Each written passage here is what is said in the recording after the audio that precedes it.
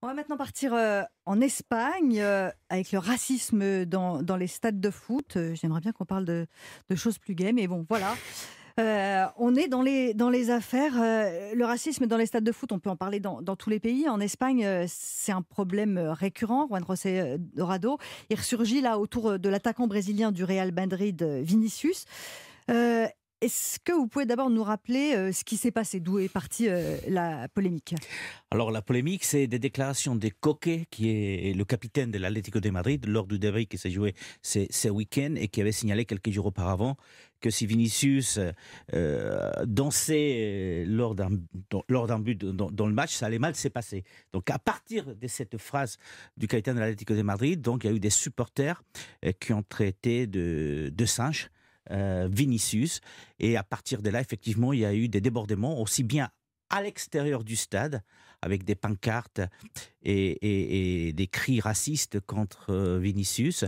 Et ça s'est passé à nouveau à l'intérieur du stade, notamment justement quand Vinicius a dansé, puisque le Real a gagné ce match. Donc depuis, il y a eu, vous connaissez comment l'Espagne, la presse sportive espagnole parfois dérape, souvent aussi, il y a eu des dérapages Mhm. parmi mes confrères, hein, avec des commentaires dans des émissions de télé ou des émissions des Est-ce que c'est radios. un dérapage? Alors, c'est un semi-dérapage, enfin, c'est un dérapage, on va laisser en tant que dérapage, parce que c'est vrai qu'on a quand même l'obligation de faire attention à ce qu'on dit, quand on est à la radio, quand on est à la télévision, quand on écrit dans les journaux.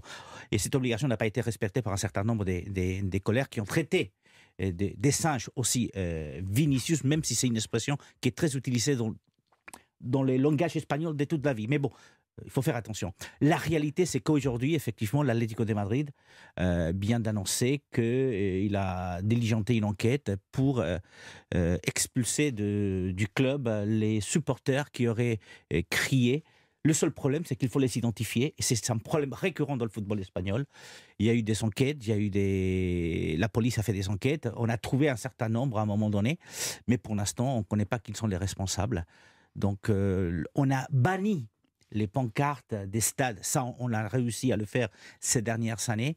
Mais les attitudes, entre guillemets, individuelles, on a vraiment du mal à les trouver. Alors, est-ce qu'on est au même niveau que l'Italie? Parce qu'on sait qu'on parle beaucoup de l'Italie.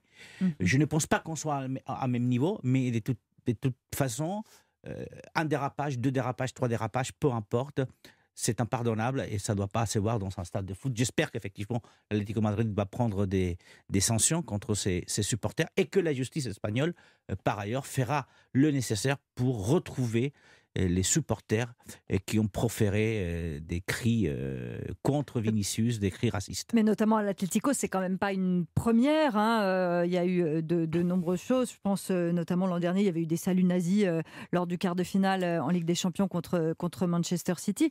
Donc, est-ce qu'on traite ce problème sérieusement ou pas assez? Non, on le traite sérieusement. Le seul problème, c'est qu'il y a un problème de loi, c'est tout simplement. C'est qu'on ne peut pas punir le club du moment où on ne peut pas prouver qu'il a mis un local à disposition pour garder, par exemple, des pancartes. Ça, on ne le fait plus en Espagne, c'est pour ça qu'on les a bannis des stades. Le problème, c'est identifier la personne.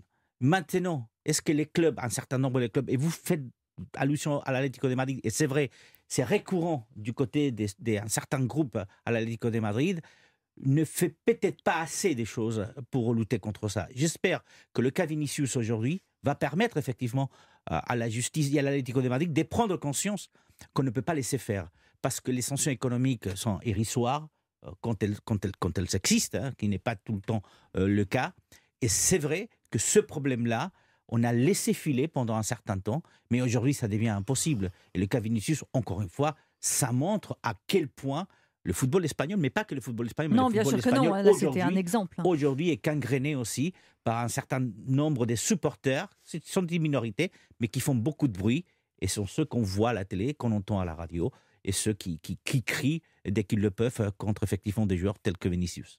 Mais alors, ce cas Vinicius qui a été très médiatisé, justement, ça peut être aussi le point de départ d'une vraie prise de conscience, Pauline Gamère. Parce que là, jusqu'à présent, c'est vrai que... Alors attention aux mots, hein, parce que moi quand j'entends dérapage, quand on parle de racisme, c'est du délit, hein. Oui. On est sur quelque chose de beaucoup plus grave pour Mhm. moi. Et ce qui est malheureux en Espagne, c'est que c'est médiatisé, mais beaucoup de cas ont été médiatisés. Que ça soit Inaki Williams, il y a quelques années, que ça soit Diakabi, il n'y a pas longtemps, même Dani Alves, à qui on jetait des bananes et qui le prenait avec un certain les cas sont nombreux, un certain humour en mangeant la banane et en la jetant. C'est-à-dire que souvent ça a été médiatisé, le journal Marca a déjà titré sur le racisme, ça suffit, et que malgré tout, en fait, ça revient, il y a un certain outrage médiatique, etc. Et puis ça revient parce que les sanctions, elles sont pas là.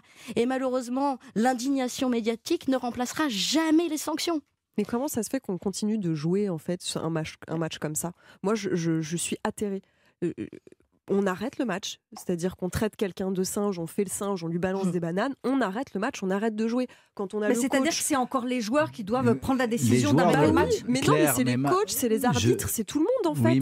Je suis désolée, quand on a là le coach de l'Atlético Madrid qui dit va lui casser les jambes, l'autre coquet qui balance dans la presse fais pas ta danse et tout ça, je suis désolée, c'est de mettre de l'huile sur le feu, même si c'est pas du racisme. Moi je suis désolée, non. Des milieux très durs du foot argentin. Mais c'est inadmissible, on n'accepte pas le racisme, ni dans un stade, ni sur un plateau de télé, parce que confrère ou pas confrère, dérapage ou pas dérapage, peut-être que c'est une expression pour dire on fait l'imbécile, de dire on fait le singe, sauf qu'aujourd'hui, en 2022, quand on dit il a fait le singe, on sait très très bien ce que ça veut dire quand on parle d'une personne qui a une peau de couleur noire. Alors, donc Claire, moi je suis pas d'accord du tout, faut arrêter. On arrête d'être laxiste là-dessus. On enlève les en France, il faut plus d'insultes homophobes, il faut plus d'insultes sexistes, il faut plus de racisme. On fait ça pareil en Espagne. Pourquoi pas ?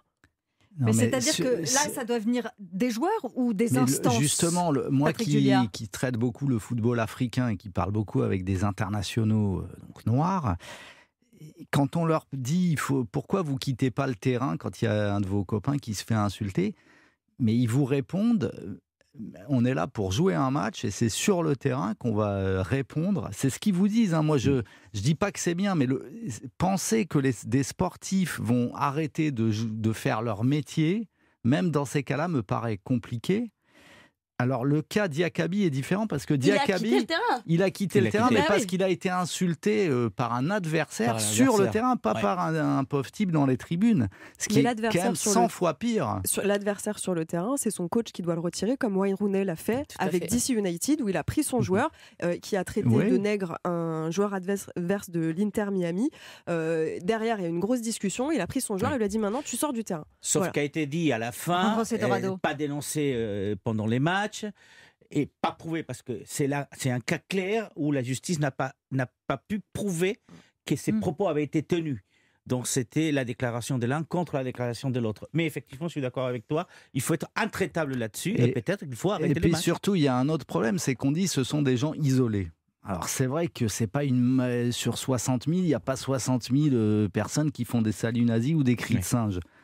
Mais s'ils sont isolés, on peut quand même...